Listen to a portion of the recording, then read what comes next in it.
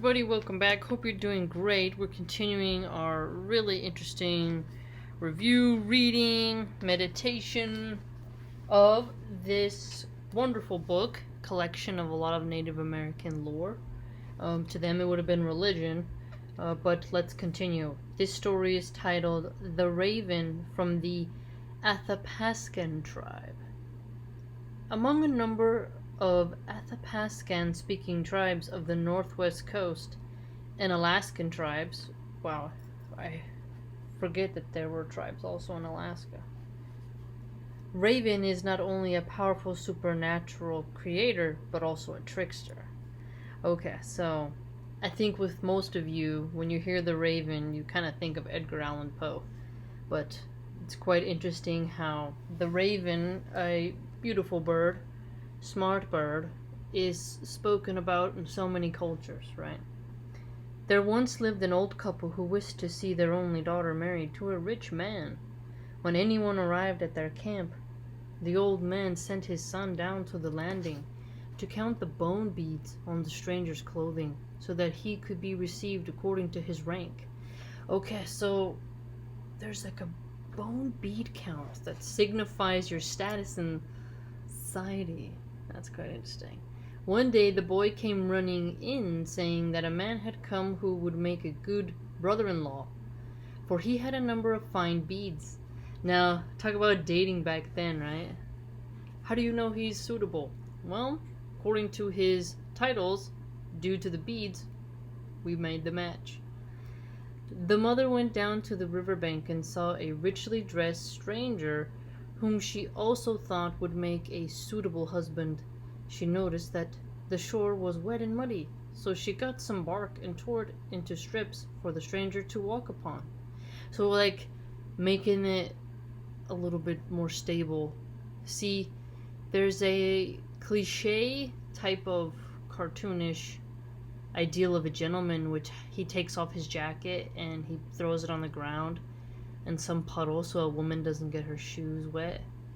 That's like a more modern version of what this person is doing. They're putting it on the ground, some tree bark, to make it so that they don't get as stuck in the squishy fluids.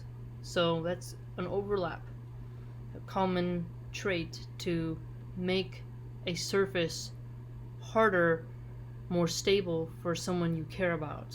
You want to pave their way to make it so that they don't stumble on the path, which is something that is also spoken about in the Quran, how God will lead you down the straight path. And, Jehovah's Witnesses constantly speak of stumbling blocks on a path. Stumbling is like you don't have your steady feet and there's all these holes and ditches. So in this Native American sense of the raven, they have their own version of that too. So this is a common thing we should pay attention to, I'd say. Because what would that be now? I don't know. What holding the door? If somebody threw their coat down now or put something like tree bark in the mud for you, you might be like, what are you doing? Kind of just shows how mannerisms have changed, right? The visitor pointed to a dog that was tied in the corner of the lodge and said, "I can't eat while that animal is in here," thinking that only a great personage would be so particular. The woman took the dog out into the forest and killed it. The next morning, as she went for wood, she noticed that the earth around the dog's body was marked with bird tracks, and that its eyes had been picked out. Oh! She returned to camp and insisted that all the people take off their moccasins and show their feet, because she had heard that Raven could deceive people by appearing in human form.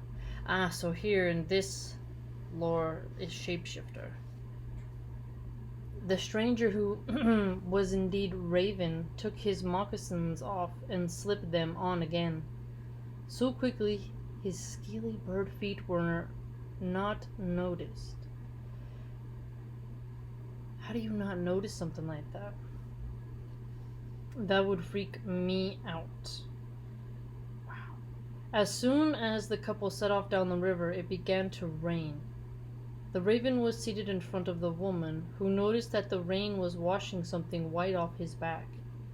This made her suspicious, and she resolved to escape.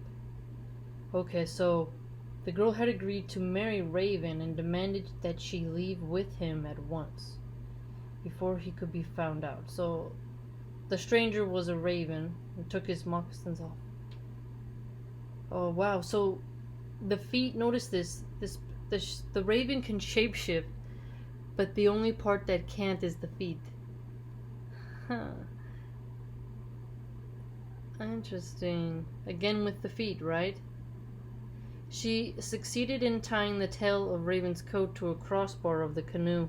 Then she asked to be set ashore for a minute, saying that she would come right back. Her husband told her not to go forward, but she started to run for home as soon as she was out of sight among the trees. Wow, so she wanted to marry the raven. They left. They set off down the river. It was muddy. Oh. She tied him to the crossbar of the canoe.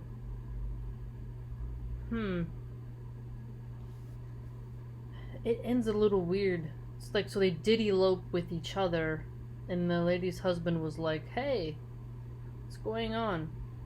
So, definitely a trickster here. Then stole someone's wife. Not only shapeshifted and... Wow, and it wasn't a rich man either. It was just some bird.